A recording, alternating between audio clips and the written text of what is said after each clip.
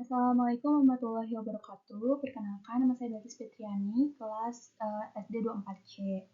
Di sini saya akan mempresentasikan sesi 3 mengenai hakikat pendidikan. Apa itu hakikat pendidikan?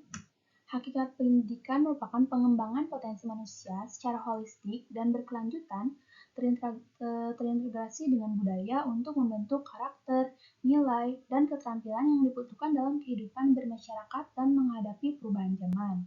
Jadi, hakikat pendidikan adalah proses yang berkelanjutan dan terintegrasi dengan perkembangan kehidupan manusia, yang bertujuan untuk mengembangkan potensi manusia secara holistik dan melalui berbagai aktivitas dan interaksi, baik di lingkungan formal, informal, maupun non-formal. Pendidikan bukan hanya sekedar mentransfer pengetahuan, tetapi juga membentuk karakter, nilai, dan keterampilan yang dibutuhkan manusia untuk hidup bermasyarakat dan menghadapi perubahan zaman. Pendidikan berlangsung sepanjang hayat dan merupakan bagian tak terpisahkan dari eksistensi manusia sebagai makhluk budaya. Lanjut, sini ada pendidikan dan ilmu pendidikan. Pendidikan adalah praktiknya dan ilmu pendidikan adalah teorinya. Maksudnya, pendidikan dan ilmu pendidikan adalah dua hal yang saling berkaitan namun berbeda. Pendidikan sebagai tindakan atau praktik telah ada sejak lama, merupakan bagian dari kehidupan manusia. Sementara itu, ilmu pendidikan lahir belakangan sebagai upaya untuk memahami, menganalisis, dan mengembangkan praktik pendidikan secara sistematis dan ilmiah. Ilmu pendidikan memberikan landasan teori dan konsep bagi praktik pendidikan, sementara praktik pendidikan memberikan data dan permasalahan yang dianalisis oleh ilmu pendidikan. Keduanya saling melengkapi dan mendukung untuk mencapai tujuan pendidikan yang lebih baik.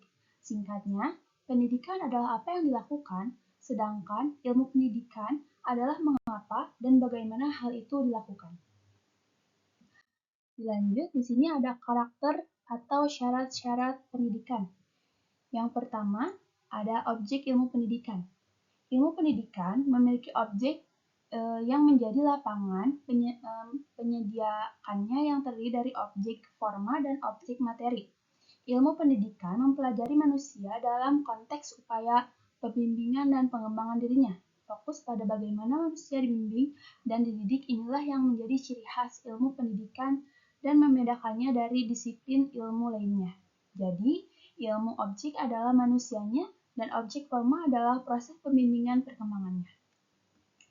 Yang kedua, ada metode penelitian ilmu pendidikan. Ilmu pendidikan sebagai ilmu pengetahuan memiliki metode penelitian yang dapat dipertanggungjawabkan secara ilmiah. Metode tersebut mencakup metode untuk mengumpulkan data maupun metode untuk mengolah data. Metode mengumpulkan data dapat dilakukan melalui observasi tes, interview, angket, dan lain-lain. Metode untuk menganalisis data dapat menggunakan data analisis statistik maupun non-statistik. Metode berpikir yang digunakan menganalisis dapat menggunakan metode induktif maupun deduktif. Yang ketiga, ada sistematik dalam ilmu pendidikan. Sistematik adalah suatu persoalan-persoalan yang teratur, sehingga merupakan suatu kesatuan yang organis, sehingga antara satu dengan lainnya saling berhubungan dan tidak dapat terpisahkan. Ilmu pendidikan memiliki persoalan-persoalan yang tersusun secara sistematis, sehingga merupakan suatu kesatuan yang saling terkait. Terdapat berbagai variasi dalam komponen sistem pendidikan. Namun, ada beberapa hal yang selalu ada dalam sistem tersebut adalah 1. Tujuan pendidikan, 2. Pendidikan, 3. Peserta didik, 4. Interaksi pendidik, dan 5. Lingkungan pendidik. Tujuan ilmu yang keempat ada tujuan ilmu pendidikan. Dalam pengembangan ilmu pendidikan memiliki dua tujuan yang ingin dicapai, yaitu untuk mengembangkan suatu ilmu yang berorientasi pada kebenaran suatu ilmu itu sendiri. Dengan cara ini akan menghasilkan ilmu teoris murni yang menghiraukan kegunaannya dalam praktik. Di samping tujuan tersebut, ilmu pendidikan mengembangkan ilmu yang selanjutnya dapat digunakan dalam praktik pendidikan sehari-hari. Hal yang demikian ini sering disebut dengan ilmu bersifat praktis. Artinya, teori yang ditemukan harus berorientasi pada praktik atau dapat dipraktikkan. Baik. Oke, selanjutnya ada konsep-konsep dasar pendidikan. Yang pertama, pendidikan merupakan proses sepanjang hayat. Hanya dalam jangka waktu beberapa jam dari kelahiran, seorang bayi mulai mengadakan eksplorasi terhadap lingkungannya. Seorang bayi belajar bahwa menangis akan mendatangkan perhatian orang lain, yang merupakan pemuasan kebutuhan mereka. Proses pendidikan berjalan sejajar dengan pertumbuhan individu. Anak-anak belajar bagaimana memberikan respon terhadap kasih sayang, bagaimana memegang suatu dengan tangan, bagaimana menggerakkan benda atau orang. Semua aktivitas tersebut bukan hasil pengajaran, tetapi mereka pelajari dari lingkungannya. Dengan demikian, tampak bahwa pendidikan akan berlangsung terus sepanjang hidup manusia. Yang kedua, ada pendidikan merupakan suatu aktivitas yang terbuka. Proses pendidikan dapat terjadi pada berbagai bentuk dan berbagai situasi dengan berbagai pembimbing pengalaman belajar. Pendidikan dapat bertempat di rumah, di lingkungan tetangga, di jalan, di ladang, dan di mana saja. Pengalaman belajar dapat berasal dari orang tua, saudara, kakek nenek, televisi, buku-buku, rekaman, teman, dan lain-lainnya. Hal ini menunjukkan bahwa pendidikan tidak hanya berlangsung di sekolah, tetapi dapat terjadi di mana saja, kapan saja, dengan siapa saja. Lanjut, ada pendidikan mencakup formal dan informal. Pendidikan yang terjadi pada situasi belajar yang berstruktur dikatakan pendidikan formal. Pada masyarakat yang sudah maju, pendidikan semacam ini berlangsung di sekolah dan kita sebut persekolahan. Lembaga penyelenggara pendidikan mungkin pemerintah atau lembaga non-pemerintahan seperti lembaga keagamaan, lembaga sosial lain yang peduli terhadap pelaksanaan pendidikan. Aktivitas dan kegiatan belajar ditata secara struktur dan memenuhi kebutuhan tertentu, yang biasanya disebut yang biasanya diformalkan dalam bentuk kurikulum. Sedangkan pendidikan informal biasanya tidak terstruktur. Pendidikan ini dapat berlangsung pada berbagai situasi, mungkin dalam keluarga, teman, perjalanan, lingkungan bermain, tempat kerja, kelompok-kelompok olahraga, dan sebagainya. Pendidikan informal yang paling dominan terjadi pada media massa. Anak-anak dan remaja menghabiskan sebagian besar waktunya untuk mengikuti program-program televisi. Pada setiap minggu, beberapa pendidik percaya bahwa pengalaman yang diperolehnya memberikan pengaruh yang besar pada pola pemikiran, sosial, dan perkembangan sikap. Sekolah merupakan lembaga pendidikan formal yang bertempat pada suatu lembaga yang diberi nama lembaga sekolah. Pendidikan formal atau sekolah diikuti setelah anak-anak dipersiapkan dalam pendidikan keluarga dan lembaga lain yang dibentuk oleh masyarakat untuk persiapan tersebut. Beberapa ciri sekolah: yang pertama, dibatasi oleh waktu, yang kedua, berorientasi pada kerja, dan yang ketiga, memiliki tujuan pembelajaran yang jelas. Lanjut, ada sekolah dibatasi oleh waktu. Siswa dibatasi oleh aturan usia memasuki sekolah untuk pendidikan dasar pada usia 6 sampai 12 atau 13 tahun. Pendidikan menengah setelah tamat pendidikan dasar, lanjut perguruan tinggi ditempuh setelah tamat pendidikan menengah dan pendidikan tinggi. Masa belajar pun dibatasi untuk pendidikan dasar selama 9 tahun, pendidikan menengah 3 tahun, perguruan tinggi 4-7 tahun untuk strata 1 dan seterusnya. Dilanjut, ada sekolah berorientasi pada kerja. Fokus dari suatu kurikulum yang dijabarkan pada pengalaman belajar, diarahkan pada pengetahuan spesifik dan keterampilan spesifik untuk memasuki dunia kerja. Beberapa kurikulum sangat spesifik berorientasi pada suatu jenis pekerjaan. Sekolah-sekolah kejuruan sebagai contoh dari kurikulum yang spesifik. Pada sisi lain, kurikulum mempersiapkan siswa untuk kerja yang berorientasi pada kebutuhan masa depan. Dan yang terakhir, pada sekolah memiliki tujuan pembelajaran yang jelas. Mungkin karakteristik ini yang membedakan antara sekolah dengan pendidikan lainnya. Suatu kurikulum sekolah telah didesain dengan tujuan yang spesifik dan pengalaman belajar untuk mencapai tujuan tersebut direncanakan dan ditata sehingga pengalaman belajar dapat berlangsung dan bermakna. Hal ini tentunya berbeda dengan pendidikan yang tidak direncanakan secara spesifik, dan pengalaman belajar pun terjadi di luar perhitungan dan mungkin tidak bermakna. Dilanjut, ada komponen-komponen pendidikan. Setelah membahas konsep-konsep dasar pendidikan tadi, timbullah pemikiran tentang hal-hal apa yang terdapat dalam proses pendidikan. Perhatian pada proses terjadinya pendidikan mengarahkan pada pemikiran tentang komponen-komponen pendidikan.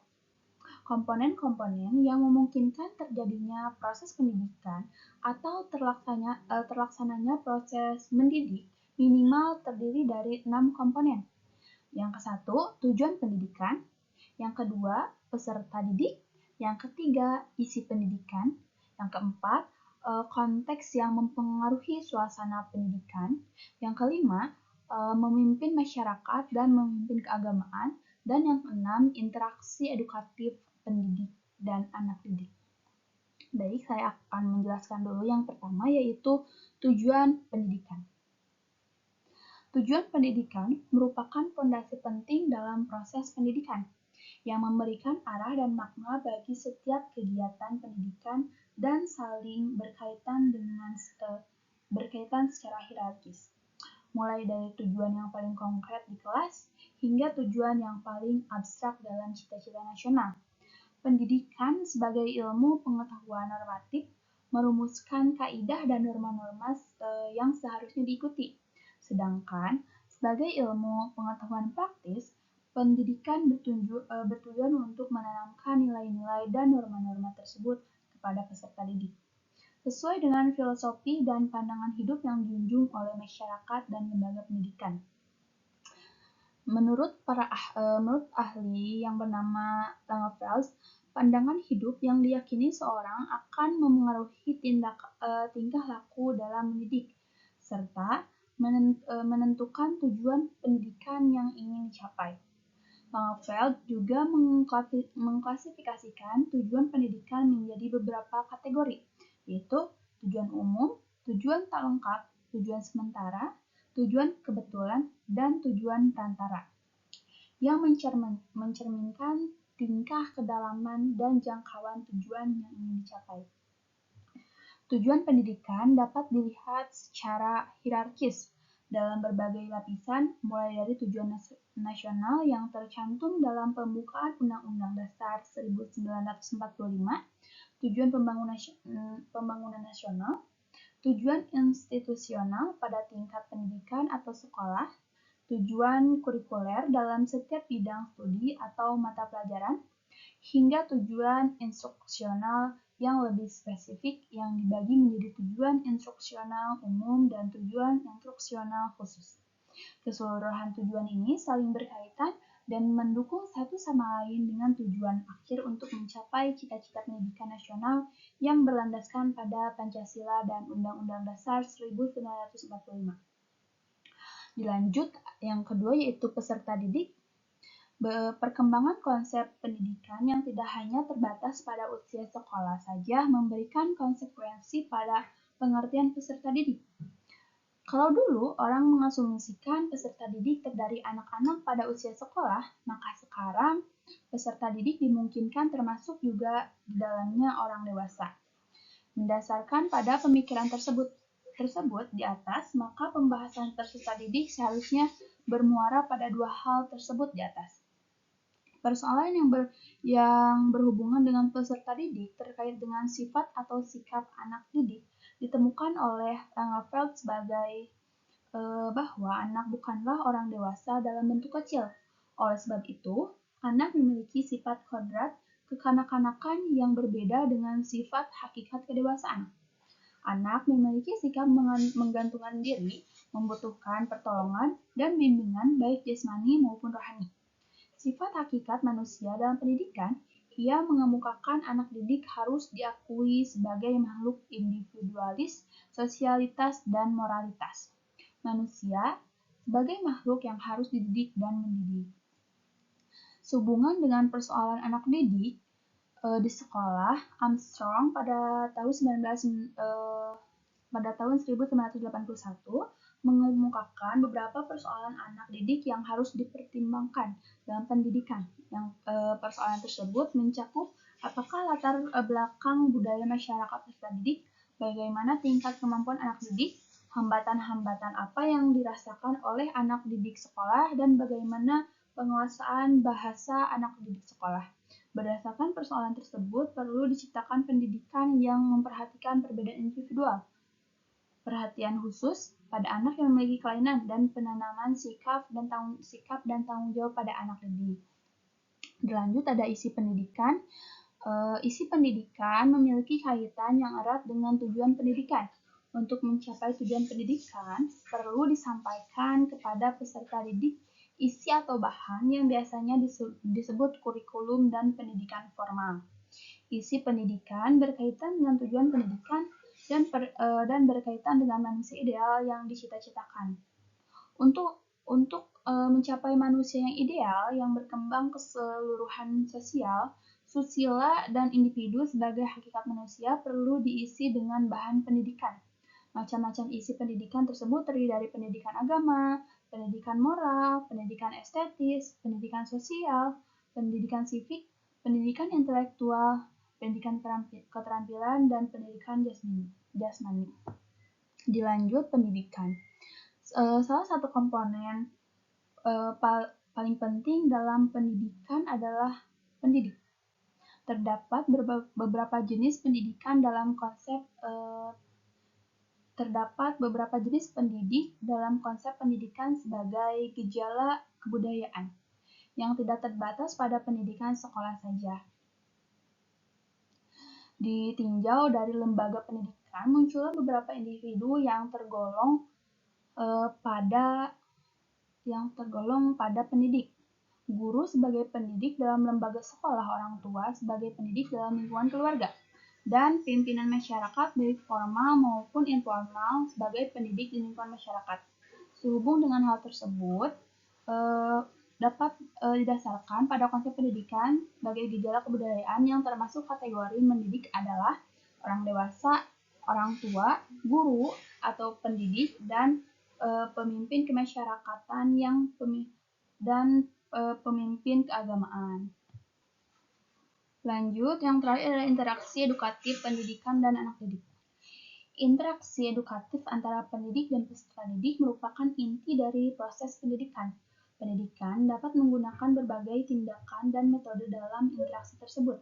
Namun, metode demokratis yang menghargai peran aktif peserta didik dan selaras dengan asas yang digagas oleh Ki Hajar Dewantara, yaitu Tuturi Handayani, yang artinya dari belakang memberi dorongan, pendidik memberi dukungan dan motivasi dari belakang. Yang kedua, ing madyo mangun karoso, di tengah membangun kehendak dan semangat. Pendidikan berada di tengah-tengah bersama peserta didik dan membangun semangat inisiatif. Yang ketiga, ing ngarasa sung tulada, yang artinya di depan memberi contoh dan teladan. Pendidik memberikan contoh dan teladan yang baik bagi peserta didik. Ini dianggap sebagai metode yang paling ideal untuk mencapai tujuan pendidikan secara optimal. Oke, lanjut ada lingkungan pendidikan. Lingkungan pendidikan mencakup segala aspek kehidupan dan kebudayaan yang memengaruhi proses pendidikan, baik yang terjadi secara alami maupun yang sengaja diciptakan. Artinya, Lingkungan pendidikan meliputi segala segi kehidupan atau kebudayaan. Hal ini didasarkan pada pendapat bahwa pendidikan sebagai gejala kebudayaan yang tidak membatasi pendidikan pada sekolah saja. Lingkungan pendidikan dapat dikelompokkan berdasarkan lingkungan kebudayaan yang terdiri dari lingkungan kultural ideologis, lingkungan sosial politis, lingkungan sosial antropologis, lingkungan sosial ekonomi, dan lingkungan iklim geografis. Ditinjau dari hubungan lingkungan dengan manusia, dapat dikelompokkan menjadi lingkungan yang tidak dapat diubah dan lingkungan yang dapat diubah atau diperbarui. Dan lingkungan yang secara sadar dan sengaja diadakan untuk mencapai tujuan pendidikan tertentu. Dari sudut tinjauan lain, Langeveld lingkungan pendidikan menjadi lingkungan yang bersifat pribadi atau pergaulan dan lingkungan yang bersifat kenadaan segala sesuatu yang ada di sekeliling anak. Keseluruhan komponen-komponen tersebut merupakan satu kesatuan yang saling berkaitan dalam proses pendidikan untuk mencapai tujuan pendidik. Baik, kesimpulannya, pendidikan adalah proses kompleks dan multidimensional yang melibatkan berbagai komponen dan dipengaruhi oleh berbagai faktor. Pemahaman yang komprehensif tentang hakikat, landasan keilmuan, dan komponen-komponen pendidikan sangat penting bagi semua pihak yang terlibat dalam dunia pendidikan untuk mewujudkan tujuan pendidikan secara optimal, yaitu mengembangkan potensi manusia secara menyeluruh dan berkelanjutan. Baik, terima kasih untuk presentasi ketiga ini. Mohon maaf, masih banyak kekurangan dalam potensi ini. Wabillahi taufiq wal hidayah. Wassalamualaikum warahmatullahi wabarakatuh.